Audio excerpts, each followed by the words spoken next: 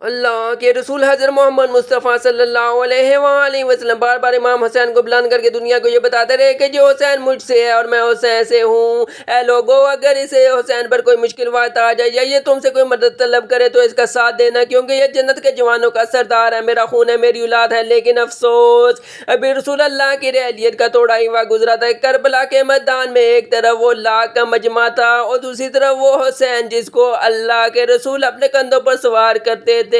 امام حسین علیہ السلام نے اپنی نانا کی امت سے بار بار کہتے رہے کہ کیوں میرا راستہ روکا ہے؟ لوگوں پہچانو، میں تمہارے نبی کا نواسا ہوں۔ کیوں 3 دن سے میرے بچوں کو پیاسا رکھا ہے؟ کیوں میرے عزیز و وقاری کو شہید کیا ہے؟ بتاؤ، کیا میں نے رسول اللہ کی شریعت میں ترمیم کی ہے؟ کسی انسان کا حق کھایا ہے؟ کسی انسان پر ظلم کیا ہے؟ اتنے میں فوج یزید ایک آواز میں کہنے لگی، اے حسین، ہم سب تجھے تیرے بابا علی کے بغض میں قتل کر رہے ہیں تاکہ یزید ہماری جھولیاں دولت سے بھر دے۔ امام حسین علیہ السلام نے فرمایا، ہے لوگو، آج اس اسلام کا عالم تمہارے ہاتھوں میں بلند ہے، یہ عالم میرے بابا علی نے بلند کیا ہے۔ مت بھولنا، خیبر و خندق میں اگر علی نہ ہوتے تو اس اسلام کی فتح ناممکن تھی۔ وہ علی جس نے پوری زندگی اسلام کی تبلیغ کی، حق کو بلند کیا، رسول اللہ کی حفاظت کی، آج اس علی کو یہ عزت دے رہی ہو۔ اے لوگو، بتاؤ، اللہ کے رسول نے بار بار میرے بابا علی کا ہاتھ بلند کر کے فرمایا تھا، جہاں حق ہوگا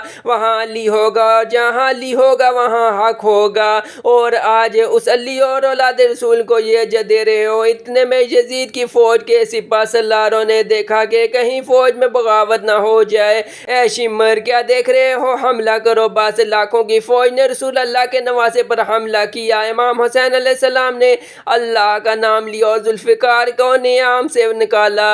تاریخ گواہ ہے، ایک طرف لاکھوں کا مجمع اور دوسری طرف 3 دن کا بھوکا پیاسا حسین ابن علی۔ زمین پر اس طرح کی جنگ پہلے کبھی نہیں دیکھی تھی کہ ایک تنہا انسان لاکھوں کے مجمع کو اس طرح سے سنار کر رہا ہے۔ فوج عشقیاں واپس پلٹ کر بھاگنے لگی۔ امام حسین علیہ السلام فوج عزیز سے مخاطب ہو کر فرماتے ہیں، آؤ 3 دن کے بھوکے کی جنگ دیکھو، 3 دن کے پیاسے کی جنگ دیکھو، دیکھو رسول اللہ کے نواسے کی جنگ دیکھو، اس کی جنگ دیکھو جس کا جوان بھائی مارا گیا، جس کی بہن بیٹیوں کے نظر کے سامنے قتل کیا گیا، جس نے اپنے ہی ہاتھوں سے اپنے بچے کی قبر بنائی۔ امام حسین شیر کی طرح فوج یزید سے لڑ رہے تھے۔ اتنے میں آواز غیب آتی ہے، حسین، تیرا اللہ تجھ سے راضی ہوا۔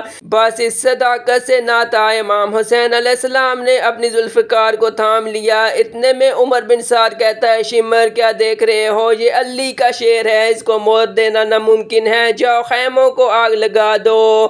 بس کچھ ظالموں نے خیموں کو آگ لگا دی اور کچھ ظالموں نے امام حسین کو دور سے تیر مارنے لگے۔ امام حسین علیہ السلام کبھی بیویوں کے خیموں کی طرف بڑھتے، کبھی فوج یزید کی طرف جاتے ہیں۔ عمر بن سعد اور شمر نے فوج کو 4 حصوں میں تقسیم کر دیا اور یہ کہا، کوئی بھی حسین کے قریب نہ جائے، جس کے پاس جو بھی چیز ہے وہ دور سے حسین کو مارے۔ جس کے پاس نیزہ تھا اس نے نیزہ مارا، جس کے پاس تیر تھے وہ تیر مارتا رہا، جس کے پاس برچیاں تھی وہ برچیاں مارتا رہا۔ تاریخ میں لکھا ہے، جس کے پاس مارنے کے لیے کچھ نہیں تھا وہ کربلا کی گرم زمین سے مٹی اٹھا کر امام حسین علیہ السلام کی طرف پھینکتا رہا۔ امام حسین علیہ السلام کے جسم مبارک میں ہزاروں زخم لگتے رہے۔ آپ کے جسم مبارک پر اتنے تیر تھے کہ آپ کا جسم مبارک نظر تک نہیں آ رہا تھا۔ بس جیسے ہی نواسے رسول گھوڑے کی زین سے زمین پر آتے ہیں تو فوج یزید جھومنا شروع کر دیتی ہے، لیکن اتنے میں وہ گھوڑا جس پر آپ سواری کرتے تھے وہ حسین کے چاروں طرف گھومنا شروع کر دیتا ہے تاکہ ان تیروں سے اپنے آقا حسین کو بچا لے۔ وہ گھوڑا دوڑ ہی رہا تھا کہ اتنے میں عمر بن سعد نے کہا، اے لوگو، رکو، میں نے اپنی آنکھوں سے دیکھا ہے کہ اس گھوڑے پر اللہ کے رسول سواری کرتے تھے، کہیں تیر اس گھوڑے کو نہ لگے۔ کیوں ان تیروں کو چلانا بند کر دیا؟ مگر افسوس، ان لوگوں کو اس گھوڑے کا تو احترام معلوم تھا جس پر رسول اللہ سواری کیا کرتے تھے، لیکن اس حسین کا احترام بھول چکے تھے جس کو اپنے کندھوں پر سوار کر کے امت کو دکھایا کرتے تھے۔ بس امام حسین علیہ السلام زمین کربلا پر اپنا سر رکھ کر اللہ کا شکر کر رہے ہیں اور وہاں فوج یزید کے مختلف سپاہی امام حسین علیہ السلام کا سر کاٹنے کے لیے قریب آتے ہیں۔ جو بھی قریب آ کر امام حسین علیہ السلام کے سر کو دیکھتا ہے انہیں امام حسین علیہ السلام کے چہرے میں رسول اللہ کا چہرہ نظر آتا ہے اور وہ چیخ کر دور چلا جاتا ہے۔ اتنے میں شمر کہنے لگا، یہ کام مجھ سے ہی ہونا ہے۔ جیسے ہی شمر نے خنجر امام حسین علیہ السلام کے گلے پر رکھا وہ دیکھتا ہے کہ امام حسین علیہ السلام کے لب ہل رہے ہیں۔ اس نے سوچا، ہم نے امام حسین علیہ السلام کا پورا خاندان خاندان قتل کر دیا ہے، 3 دن تک حسین کے بچوں کو پیاسا رکھا ہے۔ شاید حسین علیہ السلام ہمیں بدوا دے رہے ہیں، سننے کے لیے کان قریب کرتا ہے تو کیا سنتا ہے۔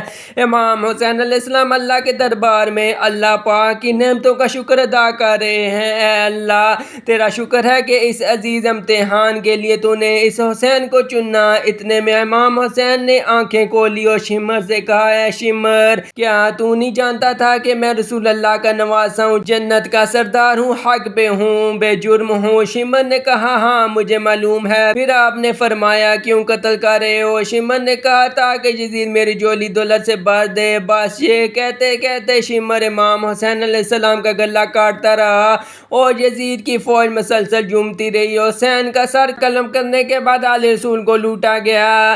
امام حسین علیہ السلام کے سر مبارک کو نوک سینہ پر بلند کر دیا۔ بی بی سکینہ کو تمانچے مارنے لگے۔ رسول اللہ کی نواسیوں کے سروں سے چادروں کو لوٹ لیا اور امام حسین علیہ السلام کے جسم مبارک کی توہین کرنے لگے۔ تاریخ میں لکھا ہے، امام حسین علیہ السلام کے جسم پر جو جو چیزیں تھیں ان کو لوٹنے لگے۔ اتنے میں ایک شخص امام حسین علیہ السلام کے جسم کے قریب آیا۔ امام حسین علیہ السلام کے ہاتھ میں ایک انگوٹھی پہنی تھی، انگوٹھی اتارنے کی کوشش کی، نہ اتری، وہ انگلی کاٹ کر لے گیا۔